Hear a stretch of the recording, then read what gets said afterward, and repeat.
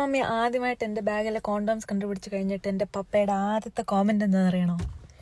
Abortions എത്രയാണെന്ന് നിനക്കറിയാമോ?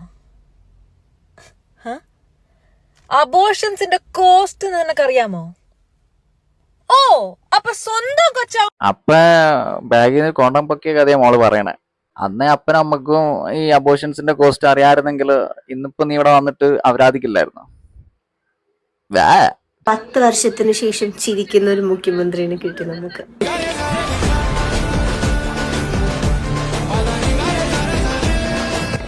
അപ്പൊ 10 വർഷം ഭരിച്ച CM, അതായത് നമ്മുടെ പാസ്റ്റിലെ CM പിണറായി വിജയൻ സാർ ചിരിക്കില്ല എന്നാണ് പറയണത്.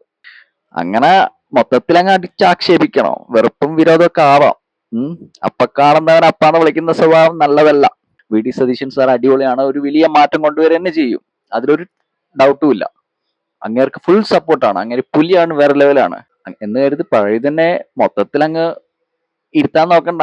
ആ മുഖ്യമന്ത്രിയും പാസ്റ്റിലെ മുഖ്യമന്ത്രിയും ചിരിച്ചിട്ടുണ്ട്. സ്നേഹമാണ്, അഗ്രഷനാണ്. അതാണ് അദ്ദേഹത്തിന്റെ ആറ്റിറ്റ്യൂഡ്. എന്തായാലും അദ്ദേഹത്തിന്റെ ചിരി കാണാത്തവർക്ക് ഞാൻ അദ്ദേഹത്തിന്റെ ചിരി ഒന്ന് കാണിക്കാം. ഓക്കെ, അത് മൈക്കിൽ എന്നോട് എപ്പോഴും ഇങ്ങനെയാണ്.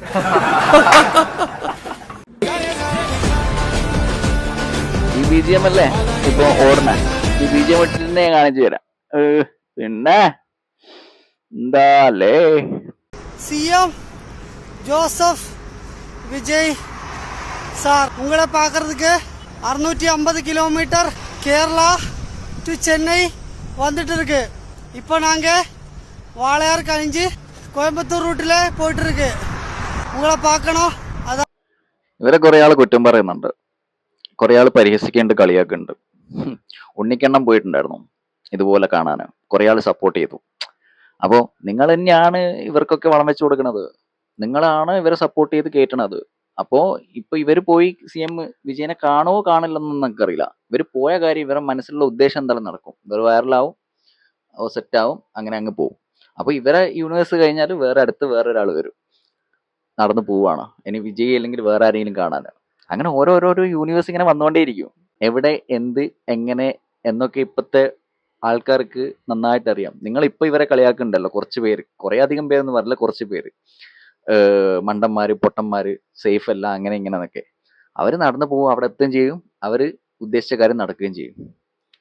നമ്മൾ ഇവിടുന്ന് ഇങ്ങനെ നമ്മൾ തന്നെ ഇവരൊക്കെ വളർത്തിക്കൊണ്ട് വരുന്നേ. അപ്പൊ പിന്നെ നമ്മൾ അവരെ കുറ്റം പറഞ്ഞിട്ട് എന്താ കാര്യമുള്ളേ? എനിക്ക് മനസ്സിലാണ്ട് ചോദിക്കുകയാണ്. അവർക്ക് നെഗറ്റീവ്സോ ഒന്നും, നമ്മളിടുന്ന കമന്റ്സോ നമ്മൾ പറയുന്ന കാര്യങ്ങളോ ഒന്നും അവർ ചെറിയ രീതി പോലും ബാധിക്കുന്നില്ല. അത് അവരുടെ വീഡിയോയിലെ അവരെ കോൺഫിഡൻസ് കണ്ടാൽ നമുക്ക് മനസ്സിലാവുന്നില്ലേ? എനിക്ക് മനസ്സിലാവുന്നുണ്ട്. അവര് മനസ്സിലൊരു സാധനം കണക്കൂട്ടി വെച്ചിന്, അത് അവര് പ്രാബല്യത്തിൽ കൊണ്ടുവരാൻ വേണ്ടി അവർ ഏതറ്റം വരെ പോകുന്നുള്ള യാഥാർത്ഥ്യം ഇപ്പൊ കുറച്ച് കഴിഞ്ഞാൽ നിങ്ങൾ കണ്ടോ, ദിവസങ്ങൾ അല്ലെ മാസങ്ങൾ കഴിഞ്ഞാൽ ഇവര് പ്രൊമോഷൻസ് ആയി, ഇവര് വേറെ ലെവലാകും. അപ്പോ സെറ്റ്, ഹാർട്ട്, ലബ്, W, നിങ്ങൾ പുലിയാടാ, നിങ്ങൾ വിചാരിച്ച കാര്യം നടന്നല്ലോ, ഈ പറഞ്ഞവരൊക്കെ അങ്ങനെ പറയും. അതാ ഇപ്പൊ നടക്കാൻ പോണേ, അതാ റിയാലിറ്റി സംഭവം. ഇനി ഇവര് കഴിഞ്ഞാൽ വേറെ ആൾക്കാർ വരും ഇതുപോലെ. ഇത് ചില ആൾക്കാർക്കൊക്കെ ഇൻഫ്ലുവൻസ് ആകുന്നുണ്ട്.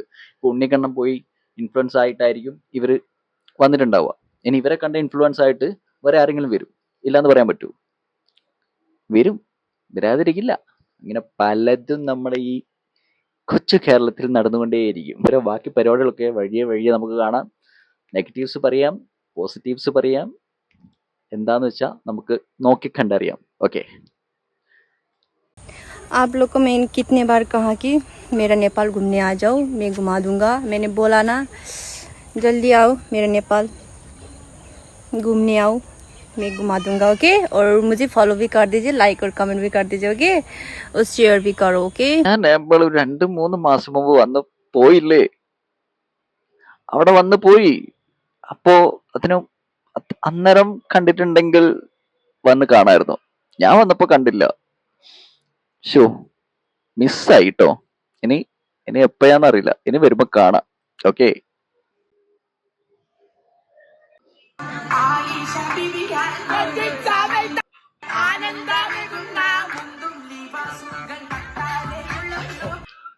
ഈ വീഡിയോ ചെയ്യാൻ വേറെ കാര്യമൊന്നുമില്ല. ഈ വീഡിയോന്റെ കുറച്ച് കമന്റ്സ് കണ്ടു. മക്കളെ വളർത്തണമെങ്കിൽ ഇങ്ങനെ വളർത്തണം, ഇതാണ് അന്തസ്, ഇതാണ് മക്കള്. കുറെ ആള് കഞ്ചാവ്, കുറെ ആള് മറ്റേത് മറിച്ചത്.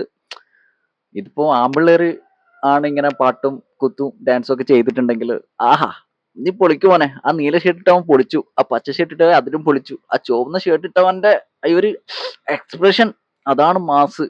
ഇത് പെൺകുട്ടികളായതുകൊണ്ട് അവർക്ക് വായി തോന്നുന്നത്. പെൺപിള്ളേർ ഇതൊന്നും ചെയ്യാൻ പാടില്ല, ആൺകുട്ടിയൊക്കെ എല്ലാം ആവാം.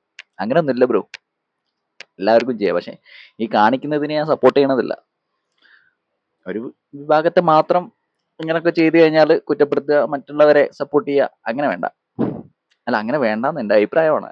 നിങ്ങളോട് അങ്ങനെ പറഞ്ഞ് ഫലിപ്പിക്കാതൊന്നും എനിക്ക് പറ്റത്തില്ലല്ലോ. അല്ല, ഞാൻ എൻ്റെ ഒരു അഭിപ്രായം പറയുന്നുള്ളൂ. ഓക്കെ. അപ്പൊ ശരി, പരിപാടി നടക്കട്ടെ.